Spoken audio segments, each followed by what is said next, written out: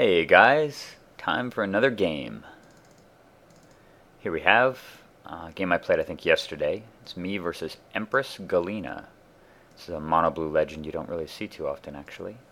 Normally you see Venser, Azami, Vendalion Click. Haven't seen Empress Galina too much. I guess it's pretty good though.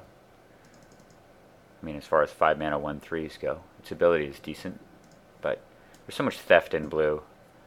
I don't know. Stealing someone's planeswalker is really not that important. So I think this is kind of on the spectrum of blue commanders, pretty near the bottom of the barrel. But we'll see how it unfolds.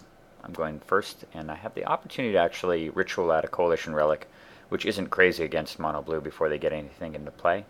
But at the same time, I'm just looking at this Karn and Coalition Relic and seeing a turn 4 Karn, which is super tempting if he happens to tap out.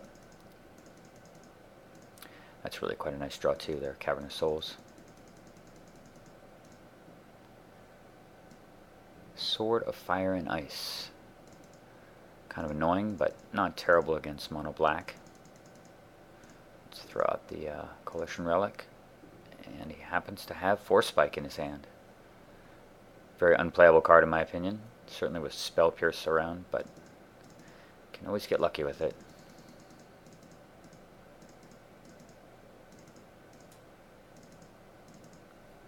So he plays a top instead of playing his commander, which is, I guess I can understand given that I don't have enough mana for my guy yet. And he plays Merfolk Sovereign, and that got me to actually double check to confirm that Empress Galina is in fact a Merfolk. So I'm not really sure why this guy's in here, other than the fact that it makes this guy a 2/4. I guess that's better than a 1/3.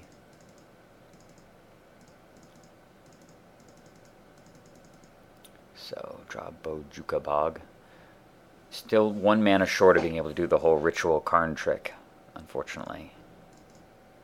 So I just draw 2, and I get Crucible, which is actually quite interesting, and Mindslaver, which is also very interesting.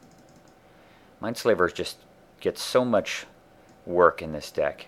It just has such a unique effect, and it can allow you to steal games that are completely lost by getting you an extra hit with a dragon often, or turning their defenses off for just 1 second to allow you to slip through a Necro or something like that. It's just a totally amazing card. Mutavault, equip, bash. Never happy about getting hit by Sordid Creature. And I draw Necro. Very interesting. Okay, we're going to put that out there and just name Dragon. So right now my thought is, I really want to get Karn into play. Karn, I think, based on the board state, is probably almost better than Necro. He has so much potential damage here that Necro could actually get me into trouble, whereas Karn coming down to eat the Sword of Fire and Ice, or to eat his attacker, could make a really big difference. I can't really safely use my Dragon because of his commander. However, he doesn't have enough mana to play his guy and cast any meaningful counters.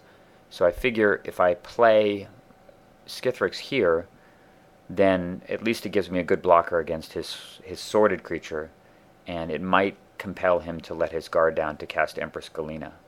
Because my feeling is that anybody who's playing with Force Spike is probably playing with other counters also, considering how many counters I'd put in a blue deck before I'd play with this thing. So it does make me think that I really need to get him to let down his defenses here. And that means running out Mr. Skithryx, considering you can't counter it. Just keep him busy. So end of turn he tops.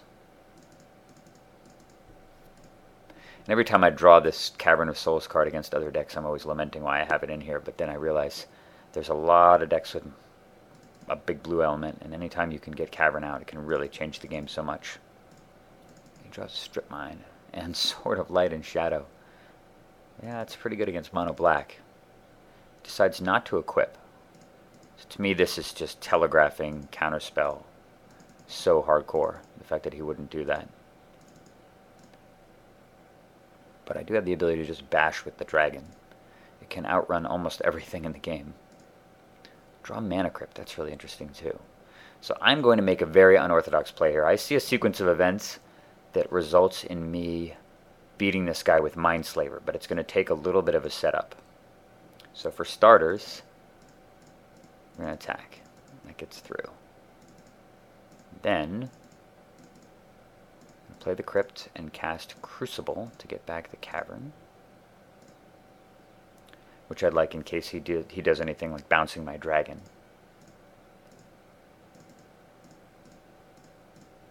So here we go. This is a play you don't see very often. Baiting with Necro. And even though I'm at 24 and he's got potentially 10 damage a turn, this was just a snap counter on his part. And I'm so glad he did that, because honestly, if he counters Necro here, I don't really think that it does me a whole lot of good. I do have the Ritual, which is nice, but at the same time, I'm going to have to over-Necro and put myself into dying in 2 turns range because of this stupid sword. So the fact, and if he's got another counterspell in his hand, that really makes things hard. So this was actually key to having a shot at winning the game. Baiting with Necropotence. Not too often you do that against mono blue. So now he's panicking a little bit. He plays Empress Galina and equips. It smashes for 8. But the pressure of the dragon got him to put his guard down. And here we go, the play that I was setting up carefully, and I have exactly the mana to do it. First mana, Mindslaver.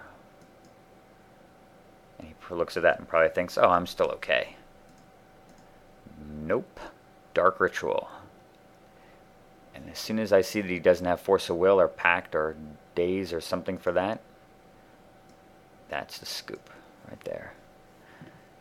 Anyway, pretty quick, succinct game, but it's really nice to be able to look a few turns ahead and set up a play like that around kind of nightmare combination of cards like 2 Swords and Empress to pull out a win with mono black. But that's kind of what you have to do with this deck, unfortunately. It's really this is kind of what makes mono black in EDH a tier 2 deck, is that fundamentally you're kind of just at the mercy of your draw, and though you have discard, you have a very limited ability. First of all, there just aren't that many good discard spells, and you have a very limited ability to push through your own threats and deal with their own, and it's very possible for them to just get a few key cards into play that you can't destroy, and you fall too far behind and lose. So it's definitely what keeps me from considering this a really competitive deck, even though it certainly does win a lot. Speaking of winning a lot, more games to come. See you soon.